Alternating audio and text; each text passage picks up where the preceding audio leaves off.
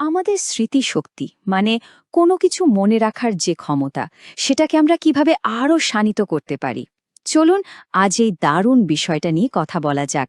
আমাদের মস্তিষ্কের এই অসাধারণ ক্ষমতাকে আরেকটু কাছ থেকে চিনে নিই। আচ্ছা, কখনো কি এমনটা মনে হয় যে অনেক চেষ্টা করেও যেন একই জায়গায় আটকে আছি, যেন সামনে এগুনোর কোনো পথই খুঁজে পাওয়া যাচ্ছে না? এই যে আটকে থাকার অনুভূতিটা, এটা কিন্তু আমাদের অনেকের কাছেই খুব চেনা। সেটা জীবনে হোক, পড়াশোনায় হোক বা কাজের জায়গায়। মনে হয় যেন একটা অদৃশ্য দেয়ালে ধাক্কা খাচ্ছি। যেমন ধরুন পারিবারিক জীবনে, পড়াশোনায়, আমাদের কেরিয়ারে, সম্পর্কের ক্ষেত্রে, এমনকি আয়ের দিক থেকেও অনেক সময় মনে হয় আমরা একটা জায়গায় এসে থমকে গেছি, তাই না? মনে হয় আর কোনো উন্নতি হচ্ছে না। তো যখন আমরা এরকম একটা পরিস্থিতিতে পড়ি, তখন সামনে সাধারণত দুটো রাস্তা খোলা থাকে। একটা হলো নিজেকে আরও আপগ্রেড করা, নতুন কিছু শিখে সামনে এগিয়ে যাওয়া, আর অন্যটা কিছুই না করে বসে থাকা আর সময়ের সাথে সাথে পিছিয়ে পড়া। সিদ্ধান্তটা কিন্তু বেশ সোজা সাপটা, তাই না?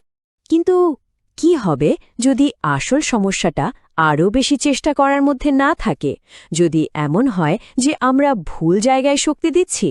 চলুন একটু গভীরে গিয়ে দেখি সমস্যার মূলটা আসলে কোথায় লুকিয়ে আছে। এই ছবিটার দিকে একবার তাকান। দেখুন, আমাদের শেখার বা এগোনোর পথে কিন্তু অনেক কিছুই বাধা হয়ে দাঁড়াতে পারে। হয়তো শেখানোর পদ্ধতিটাই ঠিক নয়, বা শারীরিক কোনো সমস্যা, কিংবা মোটিভেশনের অভাব।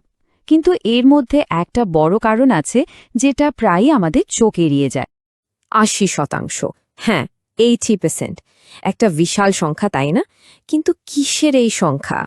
এই যে গবেষণায় দেখা গেছে, আমাদের শেখার ক্ষেত্রে যে সমস্যাগুলো হয় তার প্রায় 80%-এর পেছনেই কারণ হল দুর্বল কগনিটিভ স্কিলস, মানে জ্ঞানীয় দক্ষতার অভাব। তার মানে ব্যাপারটা চেষ্টার অভাব নয়, বরং আমাদের মস্তিষ্কের কিছু ফাউন্ডেশনাল স্কিলের দুর্বলতা। তো এই যে কগনিটিভ স্কিলস বলছি, এটা আসলে কি? সহজ ভাষায় বললে এটাকে আমাদের ব্রেইনের অপারেটিং সিস্টেম বা ব্লুপ্রিন্ট ভাবতে পারেন। আমরা যা কিছু শিখি, যা কিছু চিন্তা করি, তার সব কিছুর ভিত্তি হল এই দক্ষতাগুলো। এই ডায়াগ্রামটা দেখুন, কি দারুণভাবে পুরো ব্যাপারটা বুঝিয়ে দেওয়া হয়েছে। আমাদের ব্রেন কিভাবে তথ্য প্রসেস করে দেখুন। প্রথমে আমাদের চোখ, কান, ত্বক মানে পঞ্চেন্দ্রিয় দিয়ে তথ্য ভেতরে ঢোকে, যেটাকে আমরা ইনপুট বলছি।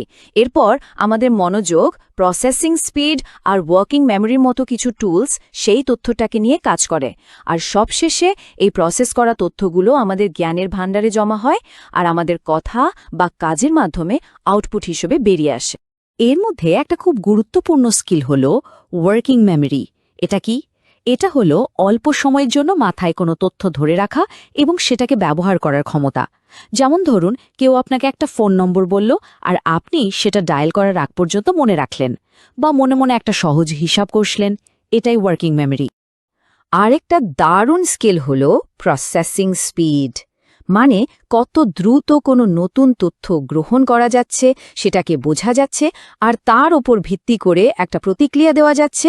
যাদের এই স্পিড ভালো, তারা দেখবেন খুব চটজলদি নতুন জিনিস শিখে ফেলে। বেশ, তাহলে এখন সবচেয়ে বড় প্রশ্নটা হল, আমার নিজের কগনিটিভ স্কিলসগুলোর অবস্থা কি? কোনটা আমার শক্তি আর কোনটায় একটু ঘাটতি আছে, এটা জানব কিভাবে? আর জেনে গেলেই কিন্তু উন্নতির রাস্তাটা খুলে যাবে। এই দেখুন, এটা হলো একটা কগনিটিভ স্কিলস অ্যাসেসমেন্ট রিপোর্টের স্যাম্পল। এটা ঠিক যেন আমাদের ব্রেইনের একটা ম্যাপ। আমাদের কোন দক্ষতা কেমন তার একটা পরিষ্কার ছবি তুলে ধরে। যেমন এই রিপোর্টে হয়তো দেখা যাচ্ছে যে কারো শোনার পর মনে রাখার ক্ষমতা বেশ ভালো, কিন্তু মনোযোগ ধরে রাখার ক্ষেত্রে আরও উন্নতির সুযোগ আছে। ব্যাস, এই ম্যাপটা হাতে পেলেই বোঝা যায় ঠিক কোন জায়গাটায় কাজ করতে হবে। আর এই অ্যাসেসমেন্টের কিন্তু অনেকগুলো সুবিধা আছে। যেমন ছাত্রছাত্রীদের জন্য কোন স্ট্রিম বা বিষয়টা ভালো হবে সেটা বেছে নেওয়া অনেক সহজ হয়ে যায়। শুধু একটা নয়, বরং সবকটা স্কিলের উপর কাজ করে নিজেকে আরও উন্নত করা যায়। আর স্বাভাবিকভাবেই যখন ব্রেন আরও ভালোভাবে কাজ করে, তখন আমাদের সিদ্ধান্ত নেওয়ার ক্ষমতাও বেড়ে যায়। এই ছবিটা কিন্তু দারুণ ইন্টারেস্টিং। দেখুন, আমাদের ব্রেইনের বিভিন্ন স্কিল কিভাবে পড়াশোনার নানা বিষয়ের সাথে সরাসরি জড়িত। যেমন অঙ্ক ভালো পারার জন্য শুধু ফর্মুলা জানলেই হয় না, এর জন্য শক্তিশালী লজিক আর ওয়ার্কিং মেমোরিও লাগে। আবার ধরুন কোনো কিছু দ্রুত পড়ে বোঝার জন্য ভিজুয়াল পারসেপশন আর কনটেক্সচুয়াল মেমোরি খুব কাজে দেয়। আর সবচেয়ে বড় ভালো খবরটা কি জানেন? এই স্কিলগুলোকে কিন্তু ট্রেনিংয়ের মাধ্যমে উন্নত করা যায়। এই ছবিটাতে দেখুন ট্রেনিংয়ের আগে আর পরে স্কোরের পার্থক্যটা। রিজনিং, মেমোরি, মনোযোগ, এই গুরুত্বপূর্ণ জায়গাগুলোতে কি অসাধারণ উন্নতি হয়েছে। এই বদলটা শুধু রিপোর্টে থাকা কিছু সংখ্যা নয়, এটা আত্মবিশ্বাসেও একটা বিরাট পরিবর্তন আনে। তাহলে ওই যে শুরুতে বলেছিলাম আটকে থাকার অনুভূতির কথা, সেখান থেকে বেরিয়ে আসার একটা পরিষ্কার পথ কিন্তু আমাদের সামনেই আছে।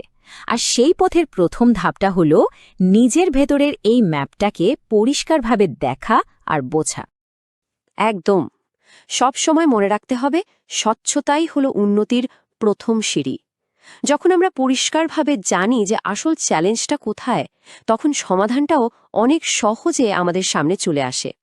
এই পুরো বিষয়টা নিয়ে যদি আরও জানতে চান বা নিজের কগনিটিভ স্কিলসের ম্যাপটা তৈরি করতে আগ্রহী হন, তাহলে এখানে দেওয়ার নম্বরে বা ওয়েবসাইটে যোগাযোগ করতে পারেন। সঠিক পথনির্দেশনার মাধ্যমে নিজের সেরা সংস্করণটি আবিষ্কার করার পথে এগিয়ে চলুন।